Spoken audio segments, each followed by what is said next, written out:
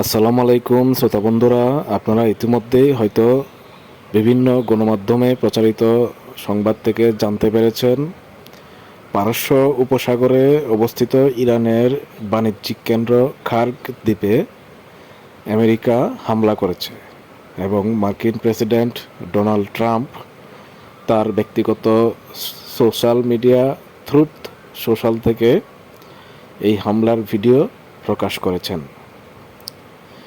জবাবে ইসলামিক প্রজাতন্ত্র ইরান ঘোষণা দিয়েছে খার্গ দ্বীপে তাদের তেল স্থাপনা সম্পূর্ণ সুরক্ষিত রয়েছে এবং সামরিক অবকাঠামো নিরাপদে আছে। যদিও এই দ্বীপে কোনো সামরিক বা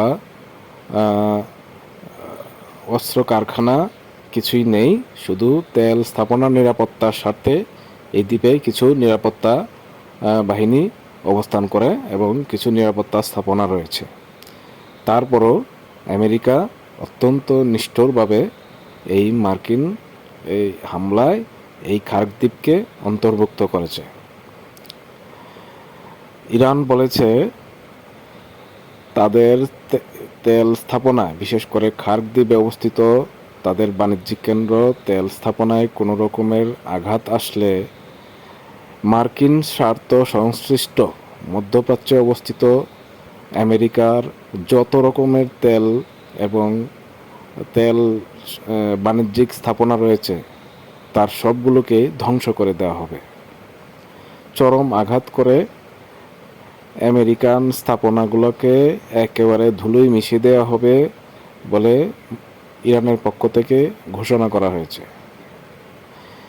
এর মাধ্যমে ইরান একটি স্পষ্ট বার্তা দিয়েছে, আর তা হলো মার্কিন যুক্তরাষ্ট্র যদি ইরানের তেল শিল্পে ক্রমাগত হামলা চালিয়ে যায় তাহলে এই অঞ্চলে তাদের যত তেল স্থাপনা রয়েছে এবং তাদের বিনিয়োগকৃত যত খনিজ স্থাপনা আছে সবগুলো থেকেই তাদেরকে উৎখাত করা হবে এবং চরম প্রতিশোধমূলক হামলা চালিয়ে এগুলোকে ধ্বংস করার হুমকি দিয়েছে ইসলামিক প্রজাতন্ত্র ইরানের সেনাবাহিনী। আর এর মাধ্যমেই তারা এও বলেছে যে মার্কিন পেট্রোডলারের অর্থনীতি ধ্বংস করে দেওয়া হবে এবং এই অঞ্চল থেকে আমেরিকান বিনিয়োগ পুরোপুরি নিশ্চিহ্ন করে দেওয়ার প্রক্রিয়া শুরু হবে যদি ইরানের খার্গ দ্বীপে হামলা অব্যাহত থাকে এবং এই খার্গ দ্বীপের তেল স্থাপনাগুলোকে ক্ষতিগ্রস্ত করা হয়। শ্রোতা বন্ধুরা, আপনারা জানেন আমেরিকান অর্থনীতি তেল নির্ভর অর্থনীতি এবং পেট্রোডলারের যে অর্থনৈতিক ব্যবস্থা আমেরিকান অর্থনীতিকে সচল রেখেছে তা এই মধ্যপ্রাচ্য থেকেই, বিশেষ করে সৌদি আরব, আরব আমিরাত, কাতার এইসব দেশের অর্থনীতি এবং তেল শিল্পের উপরেই নির্ভরশীল। ইরানের এই হুমকি যদি কার্যকর হয় এবং মার্কিন বিনিয়োগে পরিচালিত তেল স্থাপনাগুলোতে যদি আঘাত আসে তাহলে মার্কিন অর্থনীতির 12টা বেজে যাবে তা নিশ্চিতভাবেই বলা যায়।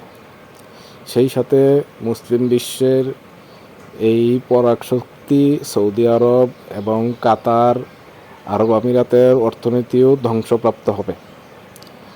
আমরা চাই এই যুদ্ধ এখানেই থেমে যাক এবং সৌদি আরব নিরাপদে থাকুক এবং মুসলিম বিশ্ব নিরাপদে থাকুক। মার্কিন স্বার্থের জন্য মুসলিম বিশ্বের মধ্যে যুদ্ধ পরিচালিত হোক এটা কেউ চায় না এবং বিশ্ববাসী এই সংঘাত অচিরেই বন্ধ হোক এই ব্যাপারে সবাই প্রচেষ্টা চালাচ্ছে। আপনাদের মতামত থাকলে জানাবেন। Thank you.